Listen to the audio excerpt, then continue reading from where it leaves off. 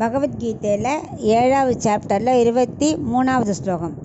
அந்தவத்து பலம் தேஷாம் தத்பவத்யல்பமேதசாம் தேவான் தேவயஜோ யாந்தி மத்பக்தா யாந்தி மாமபி. இப்போ இதுக்குள்ள அர்த்தத்தை பார்க்கலாம். அர்ஜுனன் கேட்குறான், தேவதைகள்கிட்டேன்னு கிடைக்கிற வரத்துக்கும் ஒன்றையே அடையிறதுக்கும் என்ன வித்தியாசம், என்ன வேறுபாடு அப்படின்னு கேட்குறான்.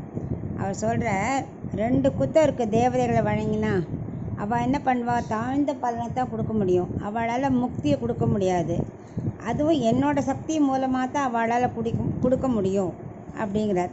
முன்னாடி சொல்கிறா இல்லையா, 4 பேரை பற்றி ரொம்ப தாழ்ந்தவா, அறிவே இல்லாதவா, கண்ணனை பற்றியே திங்க் பண்ணாமல் சும்மா சாதாரண பீப்புள்கிட்ட போய் இது வேணும் அது வேணும் கேட்குறவா, ரொம்ப தாழ்ந்தவாவா.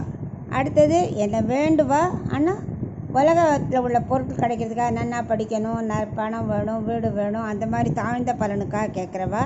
அப்புறம் ஆத்மானுபவத்துக்காக கேட்குறவா. அப்புறம் என்னையே கேட்குறவா. அதில் என்னையே ஆசிரியக்கிறவா தான் ரொம்ப பிடிச்சவா அப்படின்னு பகவான் முன்னாடியே சொல்லியிருக்கார்.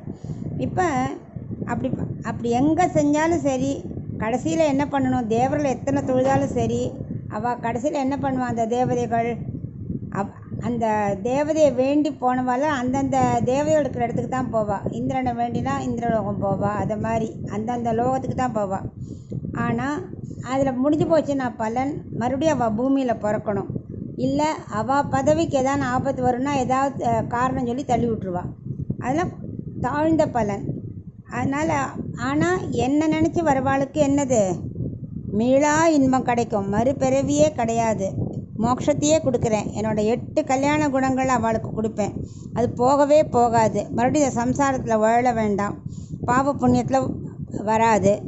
பிரகலாதன் கேட்டார் இல்லையா, தன்னையே கேட்டார் நரசிம்மற்ற, உனக்கு என்ன வேணும்னா நீங்கள் தான் வேணும், எனக்கு வேறு எதுவுமே வேண்டாம் அப்படின்னா. வரம் கேளுன்னா, நான் திரும்பி என்ன வேணுங்கிற வரம் கேட்காத வரத்தை கொடு அப்படிங்கிறான். உங்கள்கிட்ட மாறாத அன்பு இருந்தால் போகிறோன்னா. அந்த மாதிரி பகவானையே வேணும்னு கேட்குறவா தான் நிரந்தரம். மற்றதெல்லாம் தாழ்ந்த பலன், திரும்ப திரும்ப மறுபடியும் பிறக்கணும்.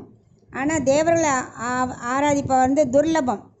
என்ன ஆராதிப்பு தான் சுலபம். என்ன சரணாகதி அடைஞ்சால் போகிறோம், நான் உடனே எல்லாத்தையும் கொடுத்துட்றேன், எல்லாம் எனக்காக பண்ணால் போகிறோம். ஆனால் தேவர்களாம் நிறைய சிரமப்பட்டு எல்லாம் பூஜை பண்ணணும், அது பண்ணணும், ஆனால் திரும்பி என்ன பண்ணணும், மறுபடியும் பிறக்கணும். அது மாதிரி இல்லாமல் சரணாகதி அடைஞ்சிட்டியான்னா ஈஸியாக நான் உனக்கு நல்ல பலனை கொடுத்துருவேன் அப்படின்னு வளர்க்குறேன்.